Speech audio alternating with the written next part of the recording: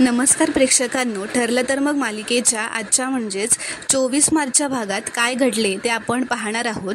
पण त्याआधी जर तुम्ही माझ्या चॅनलवर नवीन असाल तर चॅनलला प्लीज सबस्क्राईब करा.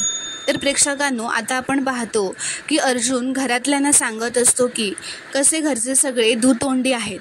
तो म्हणतो, जेव्हा मिसेस सायली या घरात लग्न करून आल्या होत्या तेव्हा त्यांनी सर्वांसाठी जेवण केलं होतं, स्वयंपाक केला होता, पण तुम्ही त्या जेवणाला हातसुद्धा लावला नाही. आणि आज तन्वीने नाश्ता बनवलाय तर आम्हाला पण जबरदस्ती खायला सांगताय. हे दुतोंडी नाही आहे का? तर पूर्णाची म्हणते, पुरे झालं आता अर्जुन, या घरात सुनांचा अपमान होत नाही आणि व्हायलाही नको. तर आता अर्जुन म्हणतो, एक्झॅक्टली पूर्णाची, पॉईंट टू बी नोटेड. जर या घरात सुनांचा अपमान होत नाही तर तो दोन्ही सुनांचा व्हायला नको, मग तो धाकट्या सुनेचा असो किंवा मोठ्या सुनेचा. तर पूर्णाची म्हणते, अर्जुन पण तू तर नेहमी हे शिकलायस ना की अन्न वाया घालवायचं नसतं, मग तू का आज तन्वीचा नाश्ता नाकारलास? तर तो म्हणतो, अच्छा, म्हणजे आम्ही आज हे 2 प्लेट नाश्ता खाल्ला नाही म्हणून तुम्हाला राग आलाय का? तो म्हणतो, बरं ठीक आहे, मग आमच्यामुळे जर नाश्त्याच्या 2 प्लेट वेस्ट झाल्यात तर काय शिक्षा द्याल आम्हाला? तर पूर्णाजी म्हणते, मी शिक्षा नाही देणार आहे, पण तुम्हाला तन्वीच्या हातचा नाश्ता खावा लागेल. तर अर्जुनला हे मान्य नसतं, पण सायली त्याला खुणावते व खायला तयार करते.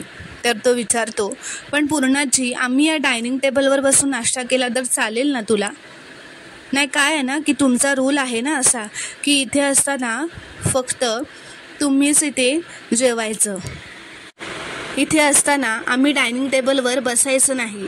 तर कल्पना म्हणते, पुरे झालं हां अर्जुन तुझं, आता गप्प बसा आणि दोघांनी नाश्ता करा. तर आता सायली जेव्हा डायनिंग टेबलवर नाश्ता करायला बसते तेव्हा तिला ते सगळे जुने दिवस आठवतात, जेव्हा सगळे मिळून जेवायला बसायचे, व त्यामुळे तिच्या डोळ्यात पाणी येतं. तर आता प्रियाने या दोघांना नाश्ता वाढलेला असतो. अर्जुन, सायली व अश्विनने पहिलाच घास खाल्ल्यावर त्यांची रिॲक्शन ही बघण्यासारखीच असते, कारण तो जो उपमा असतो तो खूपच टेस्टलेस झालेला असतो, त्याला काहीच चव नसते.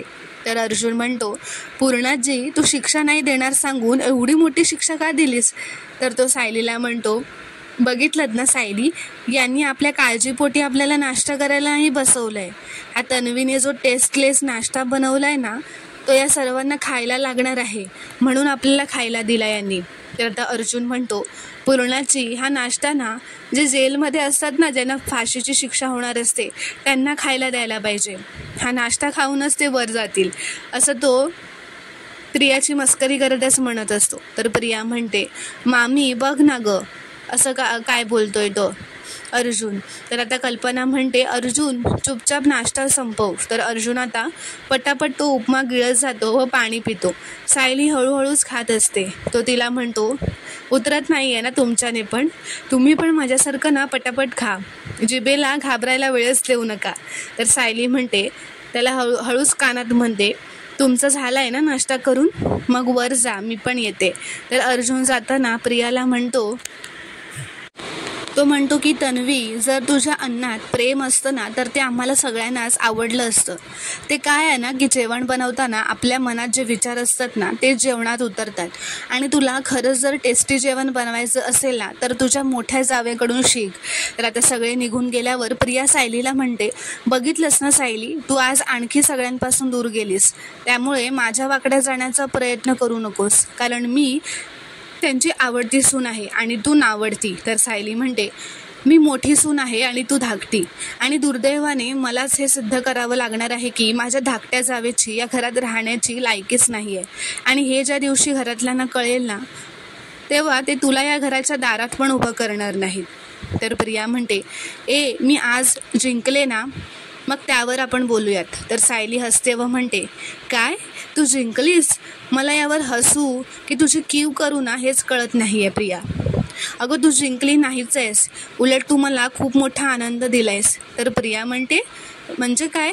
तर सायली म्हणते, मला हरवण्याच्या नादात तू हे विसरून गेलीस की मी या घरात आल्यापासून पहिल्यांदाच माझ्या माणसांबरोबर बसून नाश्ता केला आहे, आणि तोही तुझ्या कांगाव्यामुळे. आता तू सांग ना कोण जिंकलं, आणि यासाठी तुझे खूप खूप आभार हा धाकट्या जाऊबाई. असं म्हणत आता ती तिला टोमणं मारूनच निघून जाते. तर ती गेल्यावर आता प्रिया मनातच म्हणते, शिट, काय करायचं होतं आणि काय झालं. हे दोघं तिला बघून पण घेत नव्हते आणि आज तिच्यासोबतच पंक्तीला बसून जेवले. इतका फ्लॉप प्लॅन कसा काय करू शकतेस तू प्रिया, असं ती स्वतःलाच मनात म्हणते. तर आता इथे अर्जुन व सायलीच्या खोली सायली साड्या ठेवायला कपाट उघडते तेव्हा कपाटातून एक स्कार्फ खाली पडतो व त्यासोबत एक बिलसुद्धा असतं. तर सायली ते आणून अर्जुनला दाखवते व म्हणते, तुम्ही हा स्कार्फ घेतलाय का विकत, त्याचं बिलसुद्धा आहे. तर अर्जुन म्हणतो, या बिलाची डुप्लिकेट कॉपी त्या बुटीकमध्ये असेल.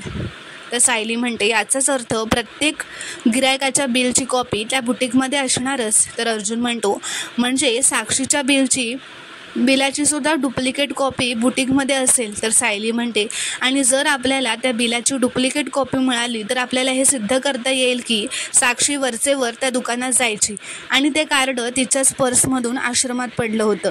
तर अर्जुन म्हणतो, फॅन्टॅस्टिक. तर अर्जुन म्हणतो, आता आपल्याला त्या बुटीकमध्ये जायलाच हवं. अशा टाईमला जाऊयात ना की जेव्हा तिथे कोणी नसेल. तर आता सायली त्या बुटीकचं कार्ड अर्जुनला दाखवते व म्हणते, हे बघा, यात लिहिलं आहे की ते दुकान रात्री 9ला बंद होतं.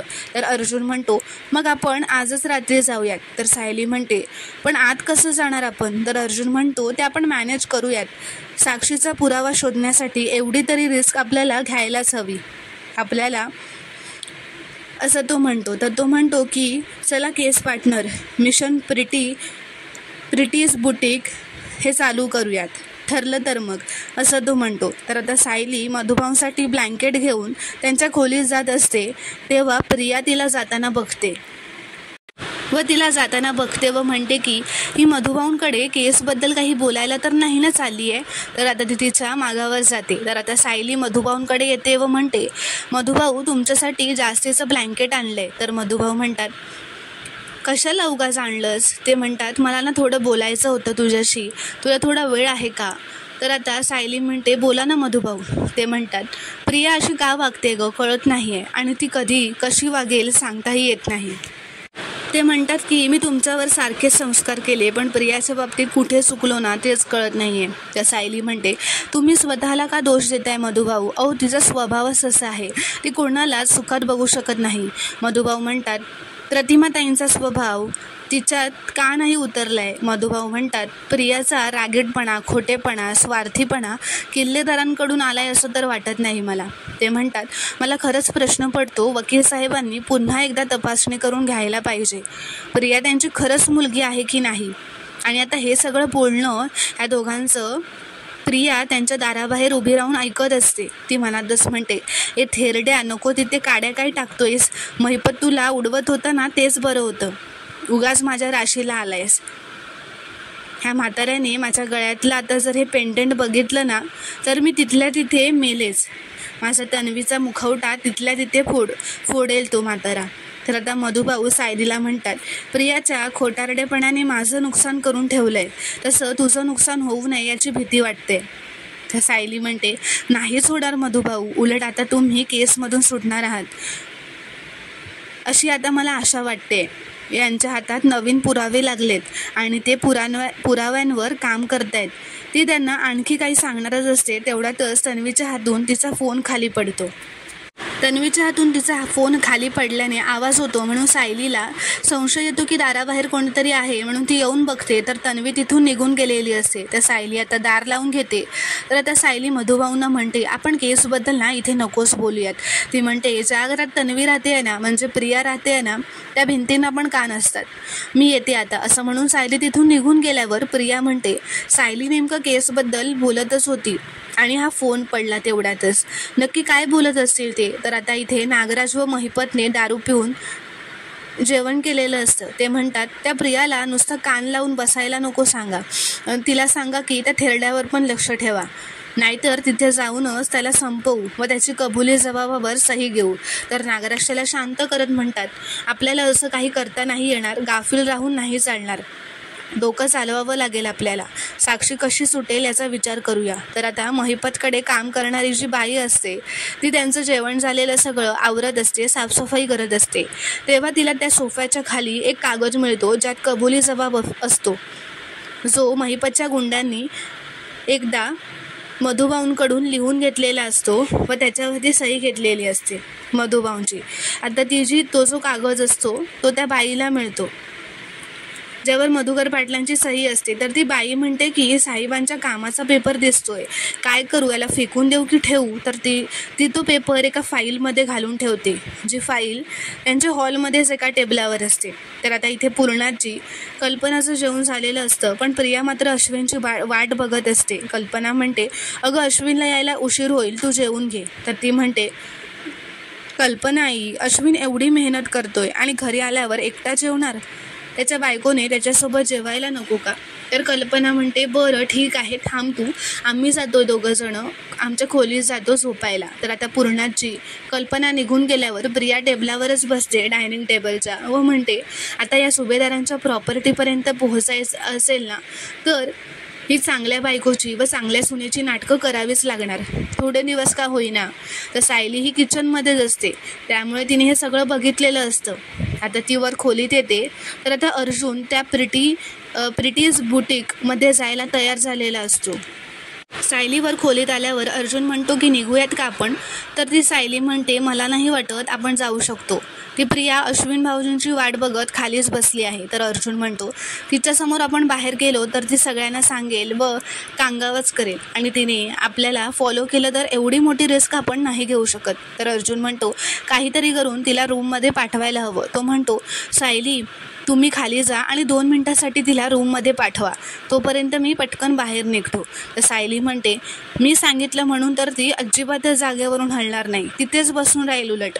तर आता अर्जुन तिला विचार करायला सांगतो की मिसेस सायली, जरा काहीतरी विचार करा ना, काहीतरी आयडिया काढा व तिला पाठवा ना आत. तर सायली म्हणते, मला एक आयडिया आली आहे, तिने माझ्या बाबतीत जी आयडिया काढली होती ना, आता मी तिच्या बाबतीत पण तीच वापरणार.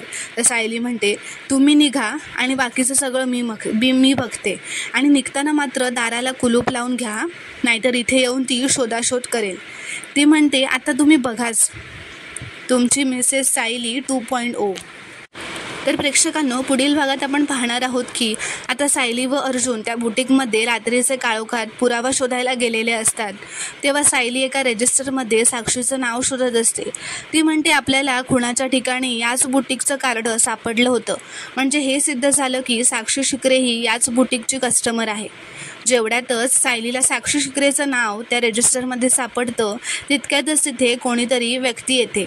आता ही नवीन व्यक्ती कोण आहे, कारण त्या दोघांनाही पाहून सायली व अर्जुन हे दोघेही खूप शॉक झालेले असतात. आता त्या दोघांनाही पाहिल्यानंतर ती नवीन व्यक्ती कोण आहे, आता ही अचानक आलेली नवीन व्यक्ती कोण आहे हे पाहणं खूपच रोमांचक ठरणार आहे.